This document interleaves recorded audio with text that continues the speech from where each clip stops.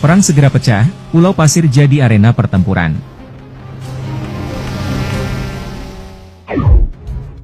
Baru-baru ini Jokowi mengumumkan kependudukan jelas bahwa pulau itu adalah milik kita. Ini akan berbeda karena sudah menyangkut kedaulatan kita.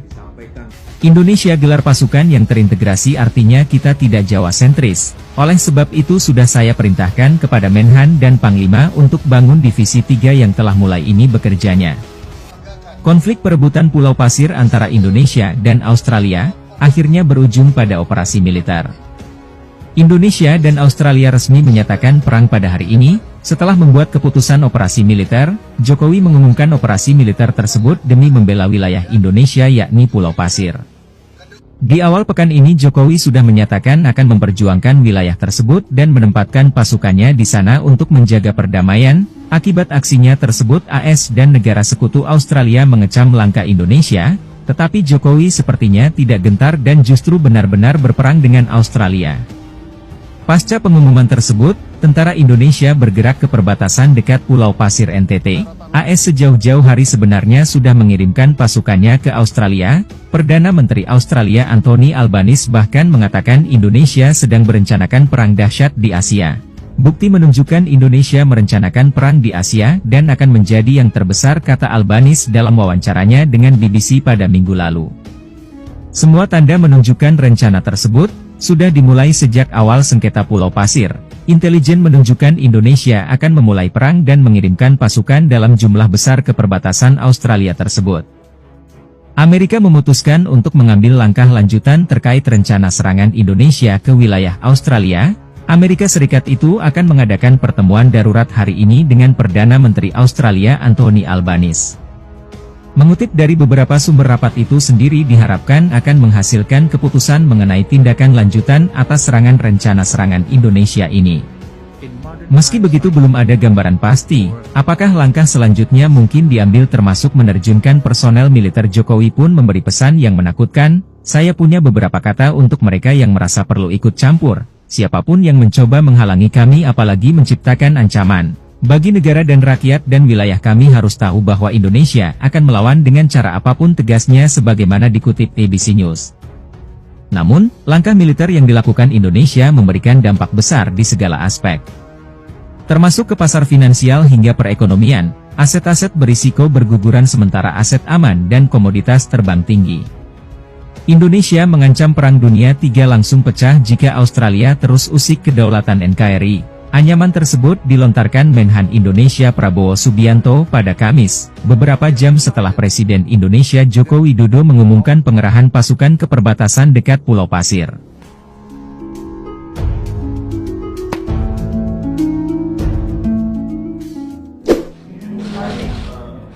Perdana Menteri Australia Anthony Albanese langsung meminta bantuan ke Amerika. Permintaan Albanese tersebut segera terwujud, karena Amerika sudah mengirim pasukannya, dan senjata sebelum Australia mengirimkannya. Permintaan Albanese tersebut segera terwujud karena Amerika sudah mengirim pasukan dan senjata sebelum Australia memintanya.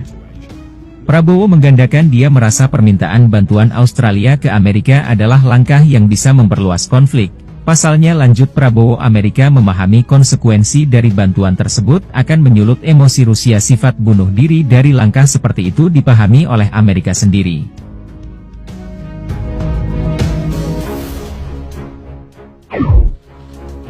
Sebelumnya, Jokowi telah berulang kali mencerca AS, karena memprovokasi Australia untuk merebut Pulau Pasir, terutama pendekatan AS terhadap Australia yang dianggap Indonesia sebagai bagian dari lingkup pengaruhnya.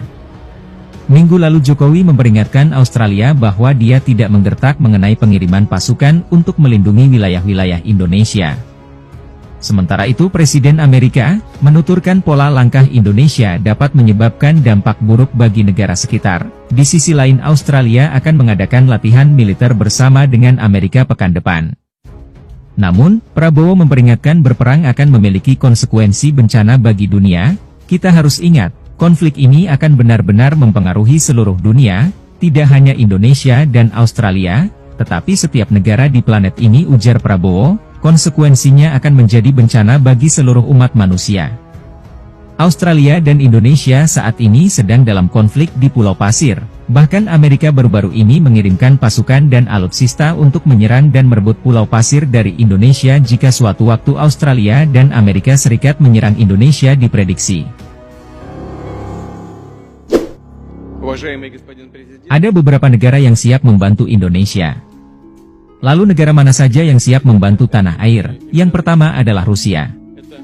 Rusia merupakan negara yang siap membantu Indonesia jika diserang Australia dan sekutu. Hal ini, karena Rusia merupakan sahabat dari Indonesia, hubungan diplomatik antar kedua negara tersebut sudah terjalin lama sejak zaman Presiden Soekarno. Setelah itu sudah bukan jadi rahasia umum jika Amerika yang ada di belakang Australia merupakan musuh Rusia dalam hal politik dan militer. Namun hal paling menarik, baru-baru ini dikabarkan oleh anggota Komisi 1 DPR RI Maijen TNI, Purnawirawan, TB Hasanuddin angkat bicara soal Pulau Pasir yang diklaim milik Australia.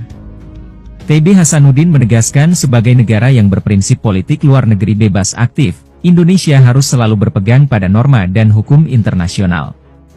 Terkait perdebatan soal klaim Pulau Pasir, dalam perjanjian Perth 1997, Perth Treaty, yang mengadopsi prinsip UNCLOS 1982, Indonesia dan Australia telah menyepakati batas maritim di Laut Timor, kata TB Hasanuddin kepada wartawan, Selasa, 1 November 2022. Di dalam kesepakatan tersebut, kata TB Hasanuddin, termasuk keberadaan Pulau Pasir yang dikenal juga sebagai Pulau Ashmore atau Cartier, sebagai bagian dari Australia. Meskipun perjanjian Perth hingga sekarang belum kita ratifikasi, namun sudah menjadi norma internasional yang harus kita hormati, ujarnya. Politisi senior PDI Perjuangan ini mengajak masyarakat agar tak terpancing dengan isu-isu yang dihembuskan oleh orang tak bertanggung jawab.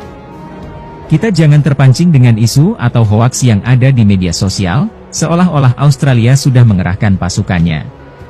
Padahal kan tidak, pungkasnya.